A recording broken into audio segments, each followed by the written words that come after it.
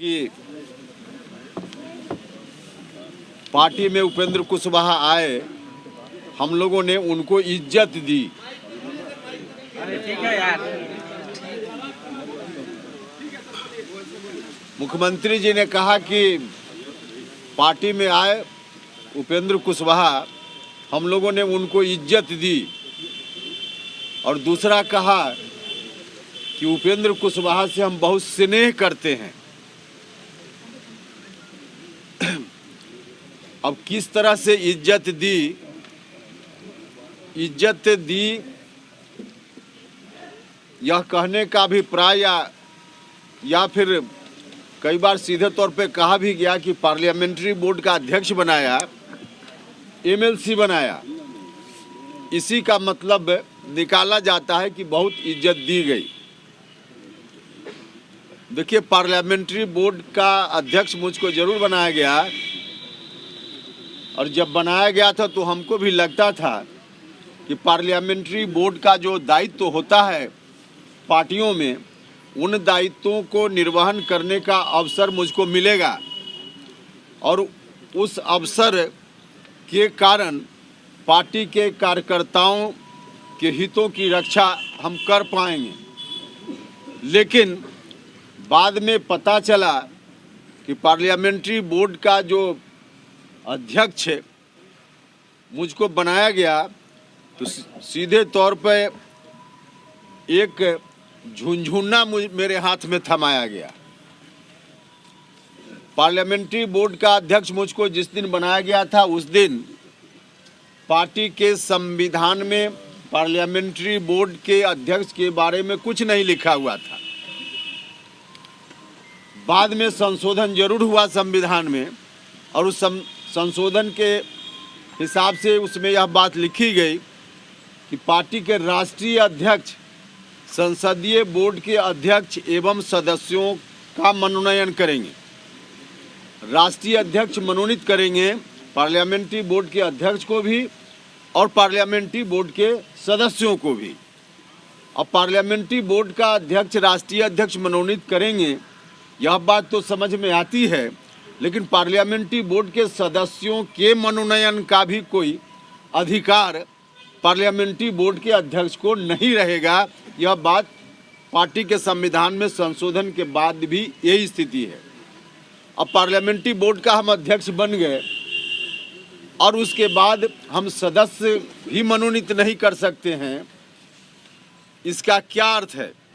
और ठीक है कि मनोनीत करने का अधिकार हमको नहीं दिया, लेकिन 2 साल में आपने स्वयं भी तो हमारे साथ जो पार्लियामेंट्री बोर्ड कमेटी होती, उस कमेटी के सदस्यों का मनोनयन नहीं किया। तो पार्टी ने सदस्यों का मनोनयन नहीं किया और मेरे हाथ में अधिकार भी नहीं दिया, सीधे पार्लियामेंट्री बोर्ड का अध्यक्ष मुझको बना दिया गया। तो यह संवैधानिक स्थिति पार्टी के अनुसार मेरी पार्लियामेंट्री बोर्ड के अध्यक्ष होते हुए आज भी यही है, जहां हम एक मेंबर भी नहीं बना सकते। यह तो पार्टी के संविधान की बात हुई। अब व्यवहार में देखिए, पार्लियामेंट्री बोर्ड के अध्यक्ष या बाकी पूरी कमेटी यदि होती तो उसका अधिकार होता है, उसका काम होता है, उसका फंक्शन होता है कि जब भी पार्टी में किसी भी चुनाव के संदर्भ में उम्मीदवारी का चयन करना हो तो पार्लियामेंट्री बोर्ड बैठकर उस पर विचार करता है।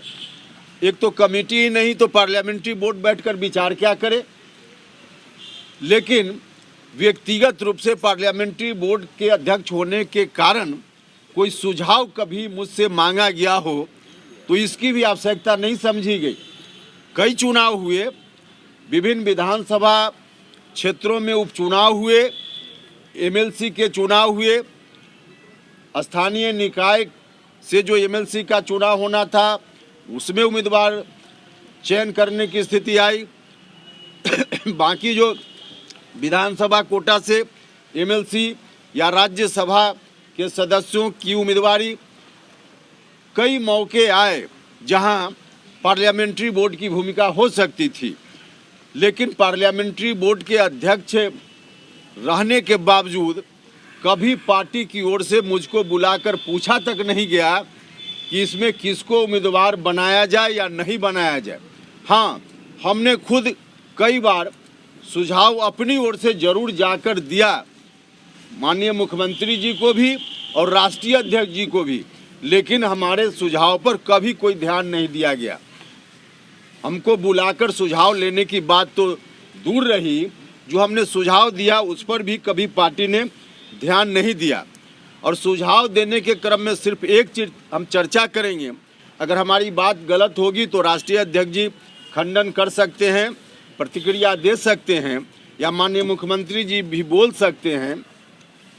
हमने एक बात सुझाव के रूप में, जब जब मौका आया विधान परिषद के सदस्यों के मनोनयन चयन के लिए उम्मीदवारी के बारे में या राज्यसभा, तब हमने कहा कि पार्टी में जो हम लोग पटना में एक्टिव रहते हैं रोज़, जो कुछ नेता, हम आम कार्यकर्ताओं की बात नहीं कर रहे हैं, राज्य स्तर के नेता जो एक्टिव रोल अदा करते हैं पार्टी में रोज़मर्रा के काम में, पार्टी कार्यालय में या बाकी प्रदेश में संगठन को देखने में, उसमें एक व्यक्ति अति पिछड़ा समाज का होना चाहिए जो इस तरह से एक्ट करे कि अति पिछड़ा समाज के लोगों को बिहार भर में लगे कि हमारा भी कोई आदमी डिसीजन मेकिंग प्रोसेस में पार्टी में है, एक जगह पर जहां हमको उचित हिस्सेदारी या हमारे हितों की रक्षा की जा सकती है। हमने कहा कि अभी वैसा कोई नहीं है।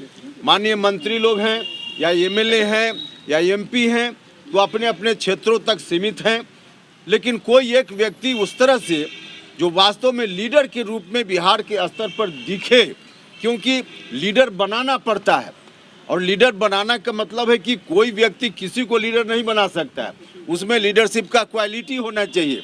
तो जिसमें लीडरशिप का क्वालिटी है, पार्टी नेतृत्व की यह जवाबदेही रहती है कि वैसे किसी व्यक्ति को ला करके पार्टी में उचित जगह पर उसको रखा जाए, ताकि उस समाज के लोगों के बारे में वहाँ ज़रूरत के हिसाब से वकालत कोई कर सके। तो हमने कहा कि वैसा कोई व्यक्ति नहीं है, इसलिए आप किसी एक अति पिछड़ा समाज के व्यक्ति को जो पार्टी में है मजबूती से और उसके अंदर लीडरशिप का क्वालिटी है, उसमें से किसी एक व्यक्ति को आप राज्यसभा में भेज दीजिए या एमएलसी बना दीजिए, ताकि पार्टी में आगे आने वाले दिनों में अति पिछड़ा समाज से भी लीडरशिप उभर सके, इससे पार्टी को लाभ होगा। हमने यह बात उनसे कही, जब मौका आया सुझाव का तो हमने उनसे यह बात कही। अति पिछड़ा समाज में हम यह नहीं करें कि पार्टी में लोग नहीं हैं, बहुत सारे लोग हैं, माननीय मंत्री लोग हैं, राज्यसभा में सदस्य हैं, लोकसभा में हैं, विधायक हैं, लेकिन अधिकांश लोग या तो अपने अपने क्षेत्रों तक उनकी जवाबदेही सीमित रहती है, या माननीय मंत्री भी हैं तो उनके बारे में भी तो आप सब लोगों ने देखा ही है कि किस तरह से उनका अधिकार अपने विभाग में अधिकारी जो हैं वही चलाते हैं। माननीय मंत्री जी का कितना चलता है, अभी से 1.5 साल पहले 2 साल पहले एक बार ट्रांसफ़र का एक मुद्दा आया था, तो अति पिछड़ा समाज के एक माननीय मंत्री जी ने तो इस्तीफा देने तक की बात कर दी थी। तो मंत्री के रूप में एक लीडरशिप का जो रोल होता है, उस रूप में कोई लोग नहीं कर पा रहे हैं या नहीं करने दिया जा रहा है, तो किसी एक व्यक्ति को हो सकता है, जो लोग आज हैं अति पिछड़ा समाज के लोग, उन पर बहुत भरोसा मुख्यमंत्री जी को नहीं हो, तो उस रूप में मुख्यमंत्री जी, माननीय मंत्री जो हैं अति पिछड़ा समाज के एमएलए एमपी हैं, उनके ऊपर अगर भरोसा नहीं हो तो जिसके ऊपर भरोसा हो उसी को किसी एक व्यक्ति को ला करके राज्यसभा की सदस्यता दे दें या विधान परिषद की सदस्यता दे दें और पार्टी के मुख्य रोल में उनको रखें। इससे दल को फायदा होगा। हमको दिख रहा था उसी वक्त से कि अति पिछड़ा समाज के लोगों में थोड़ा जो आकर्षण पार्टी के प्रति था वो आकर्षण घट रहा है।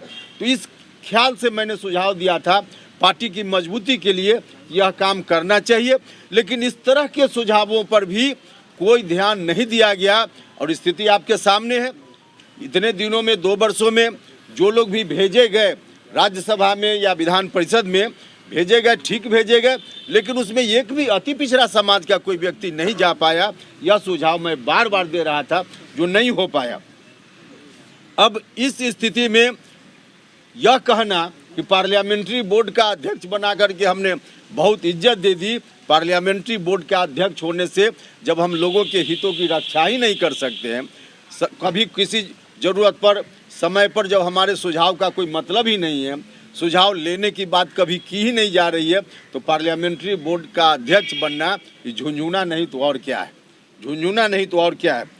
और इसके साथ जो दूसरी बात कही जाती है कि एमएलसी बनाया, अब उपेंद्र कुशवाहा सरकारी नौकरी नहीं कर रहा है, उपेंद्र कुशवाहा राजनीति कर रहा है। और एमएलसी बनना, एमएलए बनना किसी भी राजनीतिक कार्यकर्ता के लिए सरकारी नौकरी नहीं होती है या नौकरी नहीं होती है, पॉलिटिक्स होती है, जहां रहकर वह अपने लोगों के हितों की रक्षा कर सके, जहां रहकर पार्टी का जो नीति सिद्धांत है उसको आगे बढ़ा सके, समाज में जो अन्याय पीड़ित लोग हैं उनको न्याय दिला सके। इस काम में मजबूती से कोई व्यक्ति जो भी एमएलसी का पद है या बाकी और जो पद है, वह पद कोई लक्ष्य नहीं होता है, वह साधन है, साध्य नहीं है। उस साधन का इस्तेमाल करके अपने लोगों को या जो ज़रूरतमंद लोग हैं या जिसके लिए पार्टी राजनीति करती है, वैसे दबे कुचले शोषित पीड़ित लोगों को न्याय दिलाया जा सके, इस काम के लिए कोई भी पद, चाहे एमएलसी का हो, एमपी का हो, एमएलए का हो, तमाम पद जो है एक साधन के रूप में होता है, साध्य नहीं है। तो मुझको यह कहा जा रहा है कि एमएलसी बनने के बाद मेरा कोई अधिकार और कुछ उस रूप में जब पार्टी मानती ही नहीं है तो सीधे नौकरी करने जैसी स्थिति, और कह रहे हैं कि वही कोई एमएलसी पद को मैं मान रहा हूँ कि लॉलीपॉप मुझको एक थमाया गया।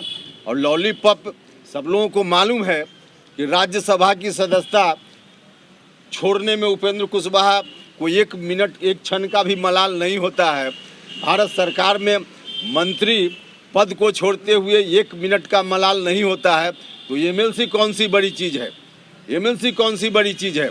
अभी भी लगता हो माननीय मुख्यमंत्री जी को या पार्टी को, तो एमएलसी आप वापस कर सकते हैं, उसमें हमको कहाँ कोई परेशानी, कर सकते हैं। या पार्लियामेंट्री बोर्ड का अध्यक्ष ही है तो उनको लगे तो वापस कर सकते हैं, उसमें मुझको कोई परेशानी नहीं।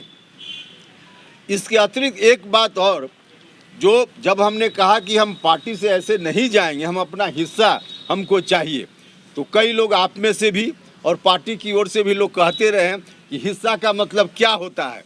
तो हिस्सा का मतलब मैं आपको बताता हूं। जो हिस्सा कभी लालू जी ने नीतीश जी को नहीं दिया था और जिस हिस्सेदारी की बात 1994 में 12 फरवरी को पटना के गांधी मैदान में आयोजित एक रैली में नीतीश कुमार जी ने जिस हिस्सेदारी की बात की थी, जो हिस्सा लालू यादव जी से उन्होंने मांगा था, वही हिस्सा उपेंद्र कुशवाहा आज नीतीश कुमार जी से मांग रहा है। यही हमारी हिस्सेदारी है। इसी के लिए हम कह रहे हैं कि हम हिस्सा लेंगे, ऐसे नहीं जाने वाले। तो हम कहना चाहते हैं कि इस पर माननीय मुख्यमंत्री जी को विचार करना चाहिए। और पार्टी के बारे में जो हम लगातार बोलें, जितनी बात जो हम कर रहे हैं पार्टी की मजबूती के लिए कर रहे हैं, लेकिन अभी भी पार्टी की मजबूती की दृष्टि से कोई काम नहीं हो रहा है। और कहा जा रहा है उपेंद्र कुशवाहा को कि आप ही को जाना हो तो चले जाइए। हमने कहा है कि हम ऐसे नहीं जाने वाले। तो एक तरफ माननीय मुख्यमंत्री जी कह रहे हैं कि उपेंद्र कुशवाहा से प्रेम करते हैं। अब प्रेम की परिभाषा नई परिभाषा है। कोई भी व्यक्ति किसी से प्रेम करता है तो उसके नज़दीक जाना चाहता है। किसी से कोई व्यक्ति प्रेम करे, भाई भाई से प्रेम करता है तो मन में यह भाव रहता है कि भाई जिससे हम प्रेम करते हैं उसके नज़दीक रहें। और यह जो प्रेम है उसमें कहा जा रहा है हम प्रेम करते हैं लेकिन तुम भाग जाओ, तुम भाग जाओ। अब पता नहीं इस प्रेम का क्या मतलब है। तो इस तरह के प्रेम का कोई अर्थ नहीं है। एक अंतिम बात, अभी जो कल एक घटना घटी मेरे साथ, स्वाभाविक रूप से आपके हम अगर तुरंत झुनझुना फेंकने की बात कर दे, आप कह सकते हैं कि 2 साल तक झुनझुना क्यों पकड़े रहे। तो तुरंत अगर हम कर देते तो बहुत सारे लोग हैं हमारे समर्थक भी कि उनको भी लगता कि थोड़ा मौका देना चाहिए था, क्यों तुरंत इन्होंने कर दिया। तो मौका इसलिए हम अभी तक हमने नहीं किया है, बस वही समझिए। हिस्सा को क्लियर कर दीजिए, हिस्सा वाला पार्ट क्लियर कर दीजिए सर। अरे अभी भी हम मुख्यमंत्री जी के ऊपर पूरा भरोसा करते हैं, उनके प्रति हमारे मन में अगाध आदर सत्कार का भाव है। हम पूरा रिस्पेक्ट करते हैं उनको, और इसी के कारण अभी भी हम उनसे आग्रह कर रहे हैं, क्योंकि यह साधारण बात नहीं है। उस समय की बात 2013 की बात की जा रही है, तब की बात अलग थी। आज की जो बात है, आज ठीक से मुख्यमंत्री जी नहीं संभल पाएंगे तो पूरी पार्टी ध्वस्त हो जाएगी, और हमारे लिए चिंता का विषय यही है। हम नहीं चाहते हैं कि जनता दल यूनाइटेड जो इस रूप में पार्टी खड़ी हुई, करोड़ों बिहार के अति पिछड़ा लव कुश समाज के लोगों ने, दूसरे समाज के लोगों ने भी, सब लोगों ने मिलकर इस पार्टी को बनाने का काम किया। उनके हितों की चिंता है मुझको, इसलिए आज भी भरोसा है और आज भी बार बार हाथ जोड़कर प्रार्थना है मुख्यमंत्री जी से कि आप अपनी इच्छा से कीजिए, दूसरे की इच्छा से कीजिएगा तो गड़बड़ी होगी। और अभी भी हम उम्मीद रखते हैं, हमारी उम्मीद खत्म नहीं हुई है, इसलिए अभी भी हम उनसे कहेंगे कि अभी भी वक्त है, बचा लीजिए मुख्यमंत्री। सर अशोक चौधरी ने कहा है सर, अशोक चौधरी ने कहा कि किस बात का वो हिस्सा मांग रहे हैं। ये सवाल है। देखिए, हम किसी शब्द को देकर हम विषय को विषयांतर नहीं करना चाहते हैं। आप कहते हैं एक तरफ की स्वच्छ राजनीति करते हैं, नहीं बोलिए। हम उसको कोई और वर्ड दे करके विषयांतर नहीं करना चाहते हैं चीज़ों को, लेकिन इतना तो हमारा है कि मुख्यमंत्री जी अपनी इच्छा से नहीं कर पा रहे हैं। और यह बात कोई आज हम बोल रहे हैं ऐसा नहीं है। अभी जो लास्ट में कुरहनी का उपचुनाव हुआ, उस उपचुनाव में जो रिजल्ट आया, उसके बाद मुख्यमंत्री जी ने तो स्वयं कहा कि हमने नहीं टिकट दिया था, इन्हीं लोगों ने कहा हमने टिकट दे दिया। और इतना ही नहीं, उसके पहले 2020 में जो स्थिति बनी और उस समय जो टिकट वितरण हुआ होगा, हम तो नहीं थे, लेकिन मुख्यमंत्री जी ने उसके बारे में भी पब्लिक डोमेन में कहा है कि यही लोग देख रहे थे, दूसरे लोग देख रहे थे, हम नहीं देख रहे थे। तो मुख्यमंत्री जी तो बार बार यह बात कह रहे हैं। और इतना ही नहीं, जो गठबंधन में बदलाव हुआ उसके बारे में मुख्यमंत्री जी ने अलग अलग समय पर अलग अलग नेताओं का नाम लिया कि राष्ट्रीय जनता दल के साथ हम 2015 में गए, किन लोगों ने हमको वहाँ से हटवा दिया, और फिर इस बार हम गए बीजेपी में तो किन लोगों ने फिर किया। तो मुख्यमंत्री जी तो खुद ही नाम लेकर बोल रहे हैं कि हम अपनी इच्छा से नहीं कर रहे हैं। गठबंधन में बदलाव भी अपनी इच्छा से नहीं कर रहे हैं, मुख्यमंत्री जी ने कहा। टिकट वितरण में भी उन्होंने खुद कहा कि हम अपनी इच्छा से नहीं कर रहे हैं। तो फिर किसकी इच्छा से मुख्यमंत्री जी कर रहे हैं, यह तो मुख्यमंत्री जी बताएंगे। लेकिन सीधी बात है ना कि हम जो कह रहे हैं कि मुख्यमंत्री जी अपनी इच्छा से कीजिए तो ठीक रहेगा, अपनी इच्छा से नहीं कीजिएगा तो स्थिति गड़बड़ होगी। जेडीयू कमजोर हुई है सर। सवाल है, कल नीतीश जी ने एक बयान दिया है कि मैं मर जाना पसंद करूंगा, बीजेपी के साथ नहीं जाऊंगा। इस बयान को कैसे देखते हैं? इस बयान को पर मेरी टिप्पणी बहुत आवश्यक नहीं, इसलिए कि मुझसे ज्यादा आप लोग समझते हैं इस बयान का अर्थ। राजद के साथ जाना जदयू के लिए घातक है। और इस पर तो कई बार बोल चुके हैं। सर जदयू के अशोक चौधरी ने कहा है कि आपके लिए सर एक मिनट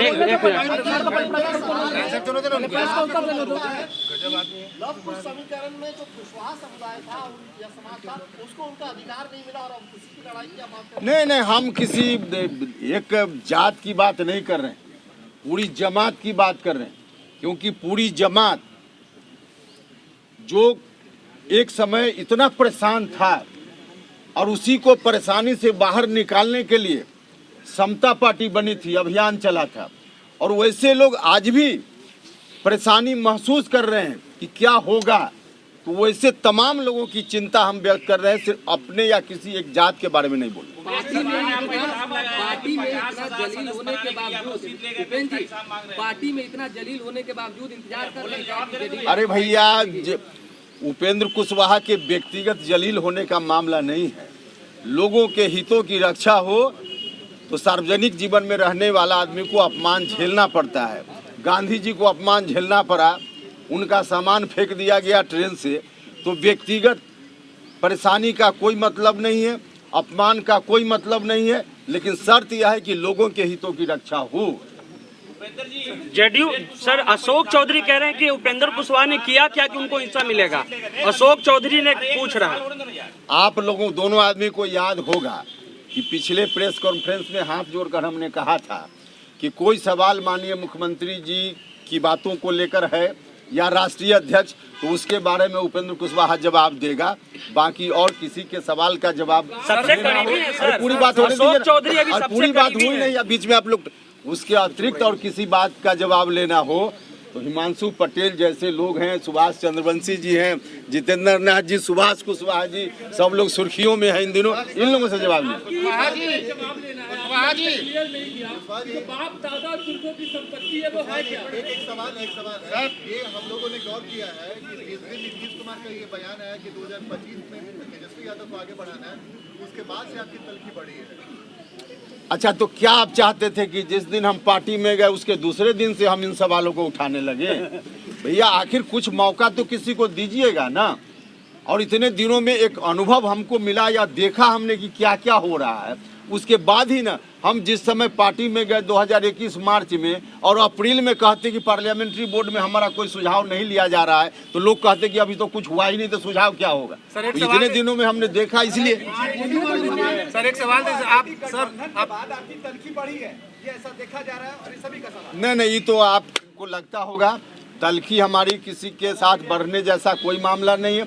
हमारी चिंता का विषय सिर्फ एक है कि हमारी पार्टी कैसे बचेगी, और इसके बचाव के लिए जो कुछ हम कर सकते हैं हम कर रहे हैं और अभी करेंगे, इसलिए ऐसी बात लगती होगी। जेडीयू के बड़े नेता कौन बीजेपी के संपर्क में है सर? जेडीयू के बड़े नेता कौन बीजेपी के संपर्क में है?